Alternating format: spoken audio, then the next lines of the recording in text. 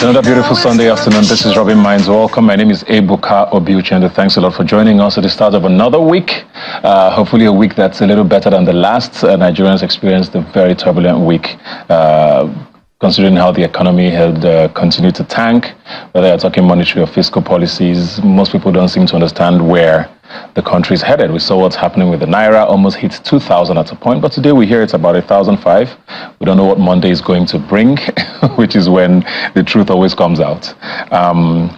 We're going to be talking about the economic hardship and the fact that pockets of protest have already started to appear in certain cities across the country and what it means for the future of Nigeria. I'm joined here now by Adeyemi Jimoh and Fola Daniel. Thanks a lot for being here today. Thank you so much, Ebuka.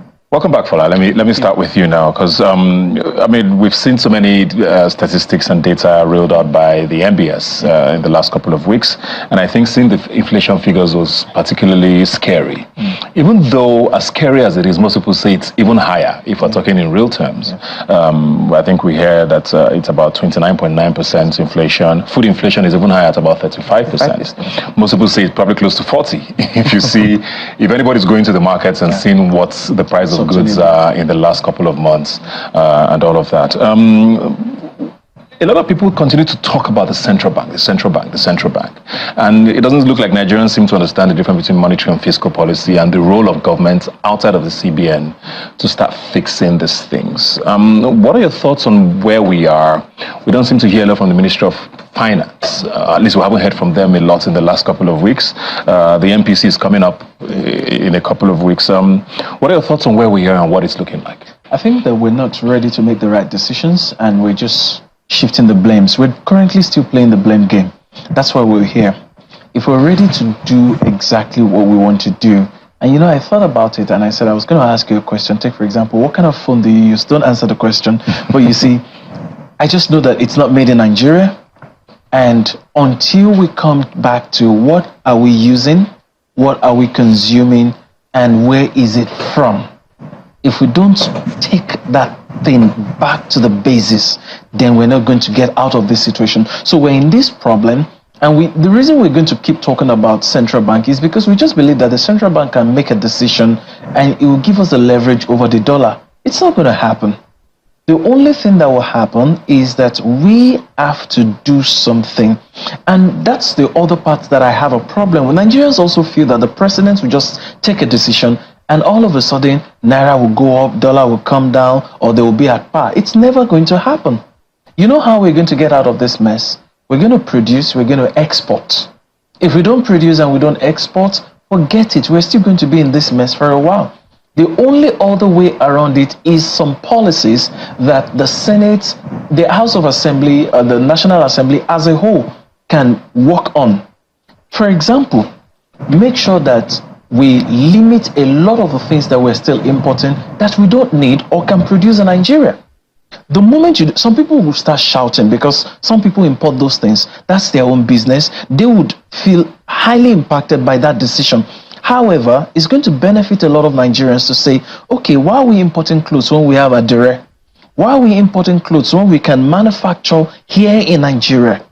Why are we bringing in food when we can produce food? Why is it that we don't have enough food in Nigeria? It's because a number of people have left the farms. When the government can do irrigation, you don't have to wait for rainy season to plant. But just to counter that a bit now, there's a lot of these things you're talking about.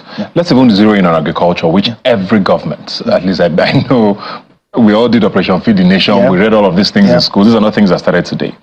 But people will tell you today that, at least with agriculture, for example, there's not going to be a headway without fixing something like security. We've seen what's happened in the last couple of years, where there's been what government likes to call bandits, who have continually made food production, distribution and supply a problem. So even if people want to go back to the farms, how safe are they going to feel? In this same country, somebody who was head of state said that if a crisis, insecurity lasts more than 24 hours, the government knows about it. So you're saying it still rests with the government? Exactly. So as far as I'm concerned, insecurity is not a big deal at all. If we want to solve that problem, we can solve it. If we want to deal with them, we can deal with them. However, we need to be tougher on ourselves than we are. If we don't become tougher on ourselves, we're not going to get out of this crisis. Let me come to you, Adeyemi, now, because you mentioned a lot about production there, and a lot of people hear that, but think this seems very long term. You know, you're not going to suddenly become a producing nation overnight. We've seen countries do it, especially the Asian tigers, like we like to call them, who over a couple of decades turned around their economies. But Nigeria cannot, as it is, wait for that long. What sort of short to medium term things can government start thinking about? I mean, we've seen figures thrown around. 23 trillion naira was allegedly thrown into Ways and Means. Most people have not heard of Ways and Means until the last presidency. You know, we're hearing all of these terms and starting to understand what's gone wrong. Are those things going to fix things in the short to medium term, you think? So, Ebuka, to be candid with you, I won't say there are any short fixes, because short fixes are just temporary. And like he said earlier, trying to solve most of these issues, once you're able to do that, it comes back after several months. It's not something that's always sustainable. So I think I'll just have to agree with him on what he said, that the solution to most of these issues we have is actually trying to fix our production problem. We have a massive production problem, and if we can't fix that, no short-term solution will even translate to medium or long-term solutions. And I'll just break it down further. The same agricultural products we're talking about, we have the crops and the likes. It's interesting that a lot of grains that we actually use to plant here are being imported. So one way or the other, everything is still burning back to an FX problem. So that's why when you see these issues of FX coming up, you see the likes of agri-products having serious issues. Everybody's saying the price of producing this grain is up, the price of doing that is up. So one thing we have to look at is actually trying to tackle those problems. Yes, it might seem steep, it might seem long term, but the major solutions to what we're having now is just to try and fix those problems. If we are overly reliant on, say, importing everything from abroad, there are no short fixes, there are no long fixes, there's no medium-term fixes. We'll continue to bottle down to the same problems we've been having. We just tend to fix it for the short term.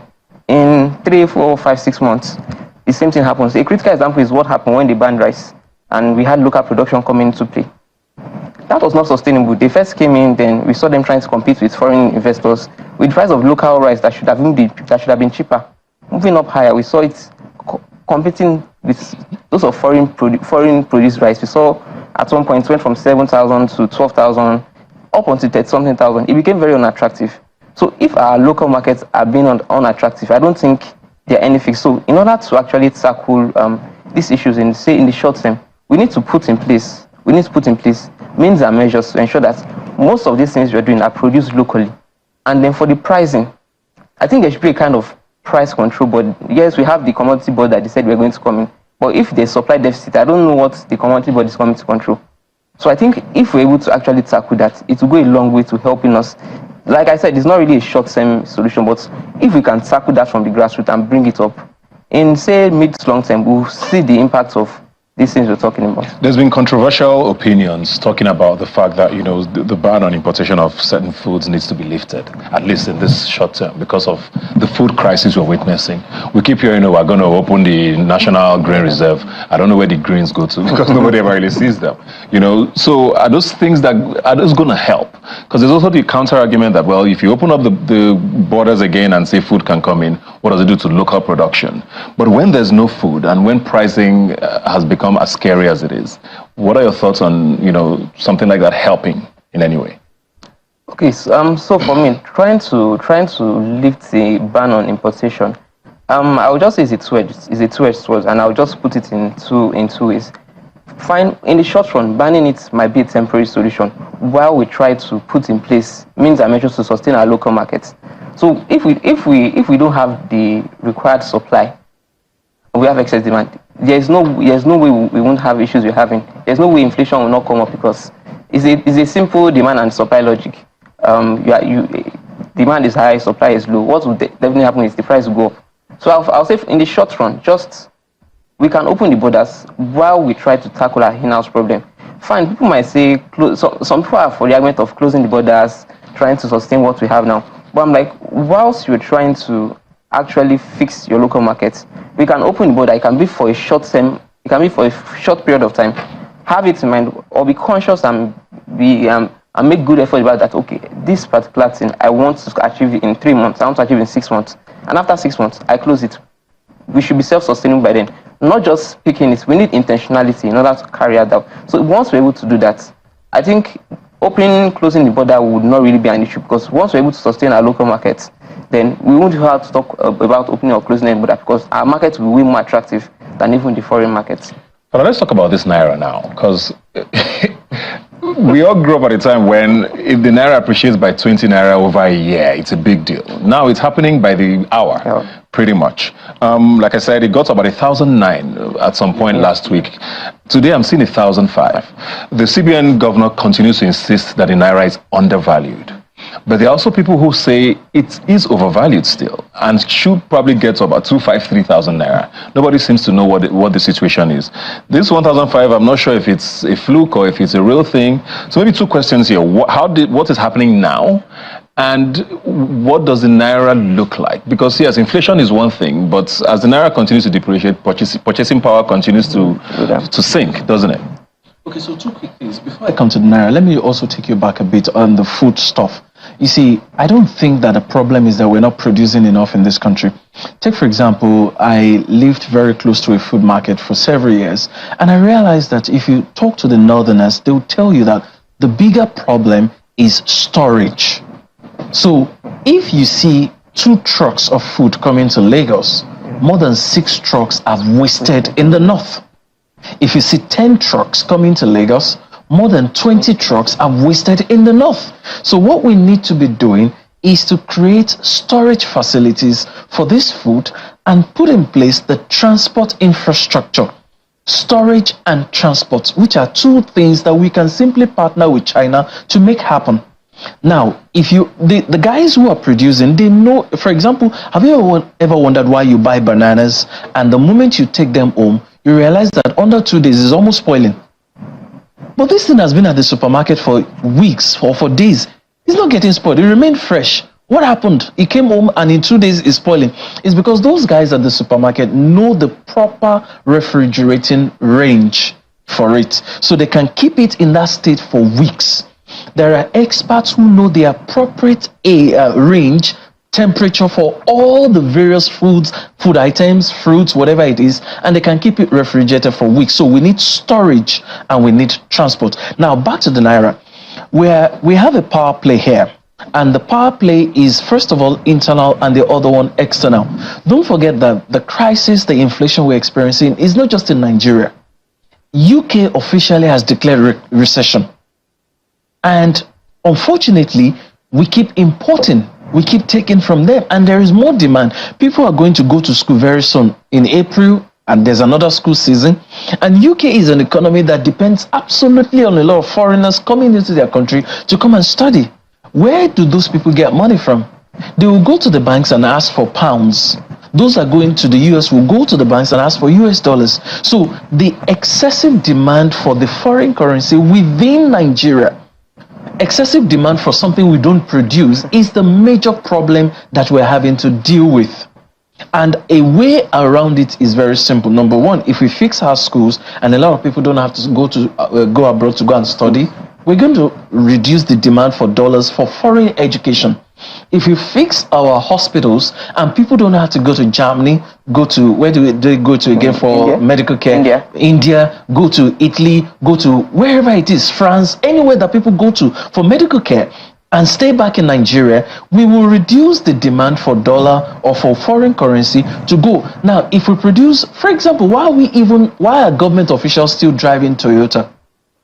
Why are government officials still driving Lexus? Why are they still driving Mercedes-Benz? When you can go to Innoson, when you can go to Nord and tell this guy, look, we would even partner with you and make sure that there's a factory of Innoson in every region of this country.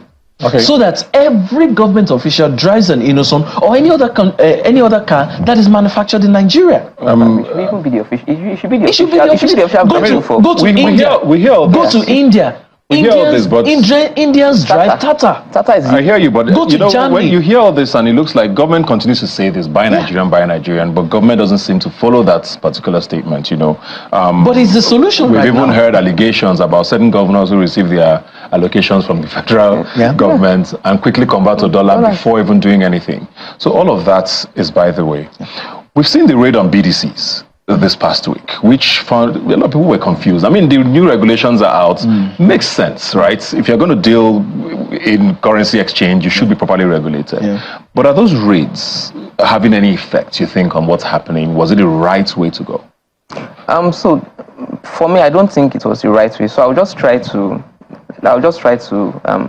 break it open. So I don't think it was the right way because I feel that most of these BDCs that they were ready were the monsters that they created in the first place.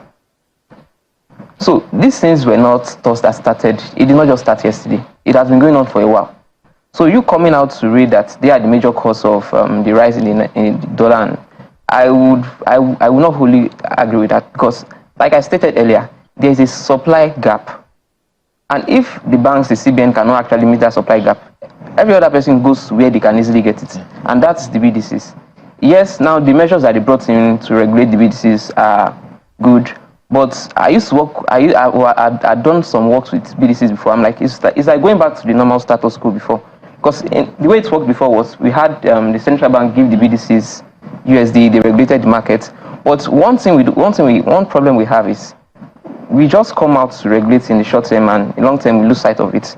If they were properly regulated back then, we won't fall into the current crisis that we're falling into now. Then we had BDCs collect 20, 40,000, if I'm not correct, every week, and they had to resell. We saw a lot of them actually sell above what the market was meant to do, making abnormal profits. My question now is, where was the regulations then? Where were the policies then? Where was the CBN in clamping down on those BDCs at that point in time? Why is it now that everything is coming up, you're coming out to arrest BDCs? So I don't think it was effective because during that raid, what we noticed was we saw the price of USD actually move up. It was during the raid we saw it move from 1.7, move up to 1.8, move up to 1.9, and that's because the supply gap at that point in time was having issues. What will happen? The people that can sell to you will start to inflate their prices too, because it's a basic demand and supply issue. So I think that's what really happened at that point, and I think the current policies that the CBN brought in, if properly implemented, should make some difference. Yeah, not so much, but yeah, a little bit. Very, very quickly, because we're out of time now. Should we be worried about these pockets of protests we're seeing? Well, I think that the protests wouldn't make much difference because if I may say something quickly about the BDC, before the CBN was a regulator and equally a player in one way. Now they are becoming a real regulator. So I think that the protests some people would capitalize the protests and do some damages. I fear that might happen. So we need to be very careful. The protest, everybody has a right to protest, but I don't think that it will make much difference in the scheme of things. The policies are tough. But isn't that a reflection of the actual mood of people? That's what I'm saying, that we're just going to shout, but it's not going to make a difference. The real difference would be, number one, government has to come up with tougher sanctions for all of us, not just for the people, not just for some states. It has to be something that cuts across board. Take, for example, if you're asking us to, bear with you, let us see that you're also cutting the cost of governance. If you're asking us to bear with you, let us see that you're not importing a 300 million, 500 million naira worth of car. If you're asking us to bear with you, let us see that you're not traveling excessively.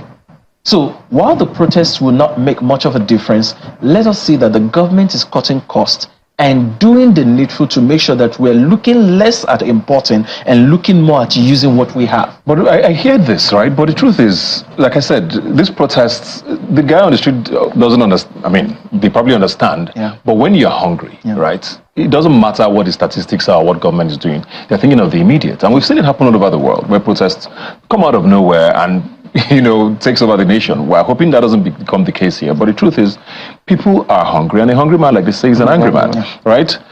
Which is why I asked about short to medium term. We see constant increase in duties, for example. The customs are having a field day, pretty much. We're here in the Myceno Group subsidy in electricity. The one on fuel is already gone.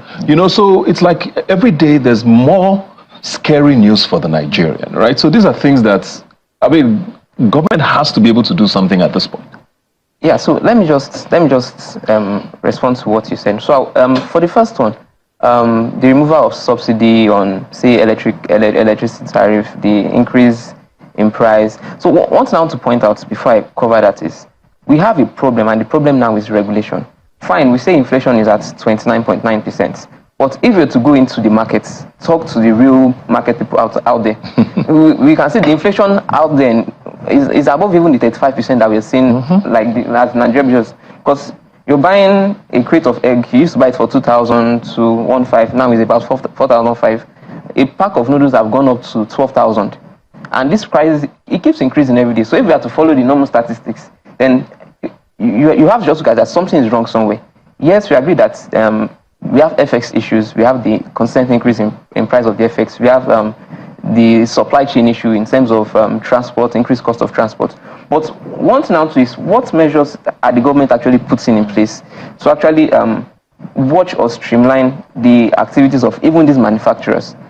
Because in a way, I feel some of these prices are usually overbloated because say a price of something cannot just gain 300% and you go and attribute it to FX gains or the price of transport. Something is wrong somewhere and someone is benefiting from it directly or indirectly. So one thing they should do is look into those sectors. We have so many parastatals, so many agencies that are allegedly meant to look into those. The question now is, what are those people actually doing? Because we have this price explosion everywhere. What you have expected from a proactive government is they go out there, they look at those issues, that's what is actually going on, what is actually triggering this price. How can we help bring it down? Because in fairness to what you just said, I saw FCCPC, that's the Federal Consumer Protection Agency. I don't know if that's the correct abbreviation now, but they were out in Abuja during the week and they actually locked down a particular store for price gouging. So something that was supposed to be sold at a particular amount, it was more than 300% increase, and FCCPC was actually out to make sure that that store was locked. However, there's a limited thing that FCCPC can do. Because if I tell you I got it at this rate and I'm selling at this rate and I can prove it, there's nothing you can do about that. For some issues, you may be able to prove it that no, it's not possible you got it at this rate and then tell me that's you must sell at this place. Mr. Fano, the revered gentleman who is a legal luminary, is also in court or trying to say that federal government needs to regulate prices. Price regulation is going to be very difficult, and it's going to be extremely difficult actually, because you don't know where I got mine from. And that's what is happening with cement. For example, somebody said in the morning, the price of cement was like maybe 5,000 naira. In the afternoon, it went to like 7,000 naira. In the evening, it went to like 9,000 naira. And it was the same store, not another place, the same store, the same customer. So we can argue about price regulation from the federal government, but I think there's a little they can do in that regard. We can say FCCPC should come in, but I can tell you I got my own from the UK, I got mine from the US, and if I say I got it there, and you talked about immigration, you talked about customs, if I tell you how much I paid on customs duty to bring this thing in, and I have to add that to my market, what are you going to do about that? So again, I think it comes back to let's look inward. Let's eat, because Nigerians also have a tendency of just adjusting and everybody just moves on. Let's look inward. What can let's produce locally, which we're already doing. The food that is wasting, and I can tell you food is wasting in the north. Let's find a way to make sure that it no longer wastes. Bring it down south, bring it to the west, bring it to south where they need it, and let's consume what we need locally. I think very, very quickly now, final word. Forecast for the rest of the year, economically. I want to make it a villain today.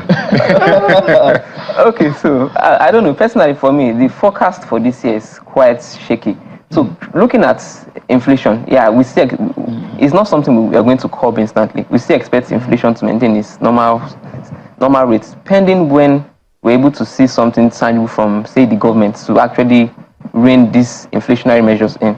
MPC's meeting is open. I think it's holding tomorrow. Yeah. We are waiting for the outlook and we've seen the CBN actually try to control liquidity in markets. If you look at several auctions that happened, we've seen them actually rein in so much money. So I don't know. For me, the outlook is quite bleak for now. But I'm expecting that if the right measures are being put in place, we should be able to rein inflation down slightly. And by that, I mean majorly food inflation, if they're able to tackle those issues that we mentioned earlier. So and food inflation is the major cause of the issues we're having, because that contributes the highest. So if we're able to tackle that and tackle it, I think we should be fine as a country. Well, thank you very much, Fola Daniel. Thank you very much, Adeyemi Jimoh. Thank you so much. I guess the message is buckle up, Nigerians. We're in for a very long ride in 2024. We're going to take a quick break now, and we will be right back. Please stay with us.